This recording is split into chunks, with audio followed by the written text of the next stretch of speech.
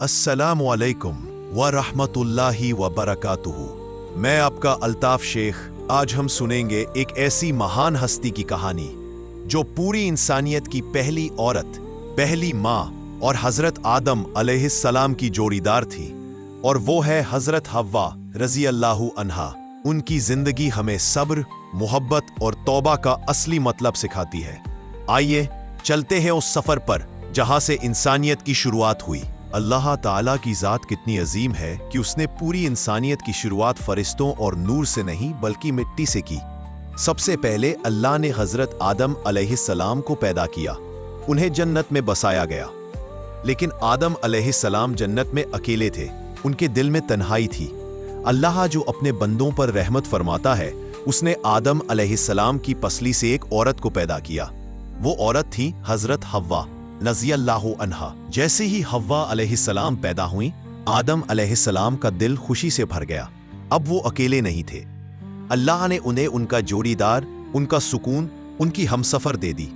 हजरत हव्वा अलैहिस्सलाम की बीवी ही नहीं बल्कि पूरी इंसानियत की पहली औरत और पहली माँ बनी। उनकी पैदाइश हमें ये सिखाती है कि औरत मर्द के लिए तसल्ली और रहमत का जरिया है, और दोनों मिलकर अल्लाह की इबादत और उसकी रजा के लिए जिंदगी गुजारते हैं। हजरत आदम अलैहिस्सलाम और हजरत हव्वा अलैहिस्सलाम अब जन्नत में रह रहे थे। सोचिए वो कैसी जन्नत होगी। चारों तरफ हरे भरे बागात, नदियां, दूध और शहद की नहरें, रंग बिरंगे फूल और फल। न कोई थकान, न कोई हम, न कोई भूख और न कोई प्यास। अल्लाह ताला ने उन्हें फरमाया, ए आदम, तुम और तुम्हारी बीवी जन्नत में सुकून से रहो। यहाँ के तमाम फलों और नेमतों से फायदा उठाओ। बस एक पेड़ के पास मत जाना, वरना तुम जालिमों में से हो जाओगे। ये अल्लाह का इम्तिहान था, बाकी सब चीजें उनके लिए हलाल थी। सोचिए कैसा करम था अल्लाह का कि पूरी जन्नत की नेमतें उनके लिए खुली थी, बस एक पेड़ से दूर रहना था। हजरत आदम अलैहिस्सलाम और हजरत हव्वा अलैहिस्सलाम अल्लाह के इस हुक्म के मुताबिक जन्नत की जिंदगी गुजार रहे थे। वो दोनों साथ साथ चलते, जन्नत के बागात में घूमते, नदियों के किनारे बैठते और अल्लाह का शुक्र अदा करते। उनके दिलों में कोई लालच, कोई गम, कोई दुश्मनी नहीं थी। इस सीन से हमें यह सबक मिलता है कि जब इंसान अल्लाह के हुक्म के मुताबिक जिंदगी गुजारता है तो उसे असली सुकून और नेमतें नसीब होती है। हजरत आदम अलैहिस्सलाम और हजरत हव्वा जन्नत में आराम से रह रहे थे, लेकिन उनका सबसे बड़ा दुश्मन शैतान हमेशा ताक में था। वो ये चाहता था कि आदम और उनकी औलाद भी उसकी तरह गुमराह हो जाएं।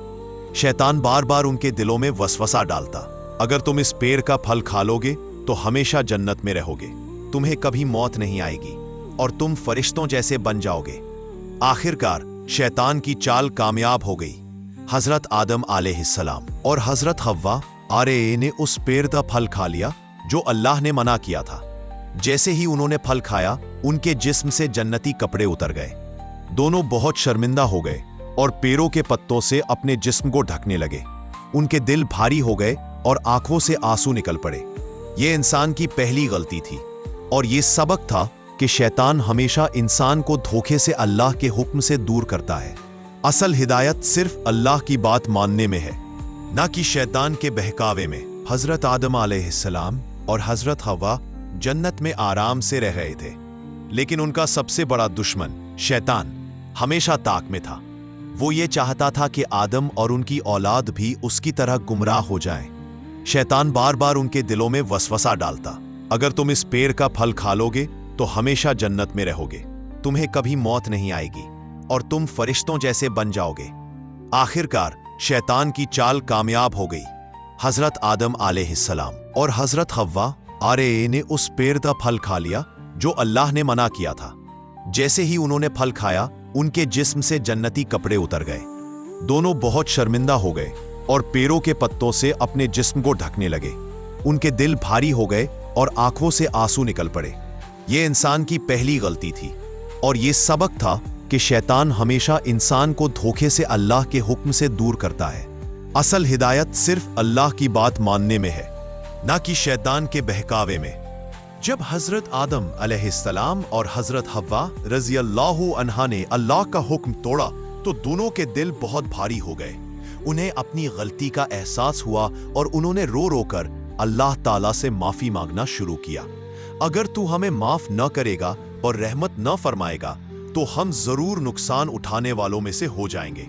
ये दुआ उनकी सच्ची तौबा थी। उनके दिलों में नफरत नहीं थी, बल्कि शर्म और मोहब्बत थी अपने रब के लिए। उन्होंने गलती की, लेकिन फौरन अल्लाह की तरफ लौट आए। अल्लाह ताला रहमत करने वाला है। उसने उनकी तौबा को कबूल किया, लेकिन साथ ही ये हुक्म दिया कि अब तुम जन्नत से जमीन पर उतरो, क्योंकि इंसान की असली जिंदगी का इम्तिहान जमीन पर ही है। इस सीन से हमें यह सीख मिलती है कि इंसान गलती कर सकता है, लेकिन असली मोमिन वही है जो गलती के बाद फौरन तौबा करे और अल्लाह की तरफ लौट आए। अल्लाह कभी भी अपने बंदे की सच्ची तौबा को ठुकराता नहीं।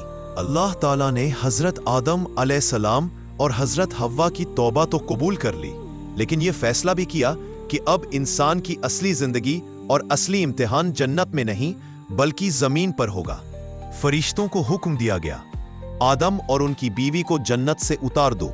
अब ये दोनों और इनकी औलाद जमीन पर रहेंगे, वही खाएंगे, वही पिएंगे और वही मरेंगे, और फिर कयामत के दिन इन्हें मेरे पास वापस लाया जाएगा। सोचिए, जन्नत की आरामदायक जिंदगी से अब उन्हें जमीन की मेहनत और मशक्कत भरी जिंदगी में उतरना था। पहली बार इंसान ने जमीन पर कदम रखा। वहां न जन्नत जैसी नदियां थीं, न तैयार खाना, न आराम। अब उन्हें खेती करनी थी, मेहनत करनी थी और जिंदगी की जरूरतें पूरी करनी थी। हजरत आदम अलैहिस्सलाम और हजरत हव्वा रदियल्लाहु ताला अन्हु दोनों ने सब्र किया। उन्होंने अल्लाह की तरफ लौटते हुए जमीन पर नई जिंदगी शुरू की। उन्होंने अपने बच्चों की परवरिश की, उन्हें अल्लाह की इबादत सिखाई और इंसानियत की बुनियाद रखी। इस सीन से हमें सबक मिलता है कि दुनिया हमारी असली जन्नत नहीं है, ये तो सिर्फ इम्तिहान की जगह है। यहां मेहनत करनी है। जमीन पर उतरने के बाद हजरत आदम और हजरत हव्वा रज़ियल्लाहु अन्हा ने नई जिंदगी की शुरुआत की। अल्लाह ताला ने उन्हें औलाद अता की। हजरत हव्वा रज़ियल्लाह ने जुड़वा बच्चों को जन्म दिया। हर बार एक बेटा और एक बेटी पैदा होते थे। इसी औलाद में काबिल और हाबील भी थे। ये दोनों हजरत आदम रज़ियल्लाहु के बेटे थे।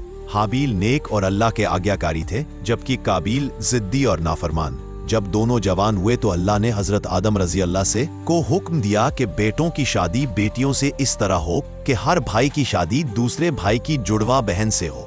लेकिन काबिल को यह मंजूर न हुआ। उसकी आंखों में हसरत और दिल में जलन पैदा हो गई।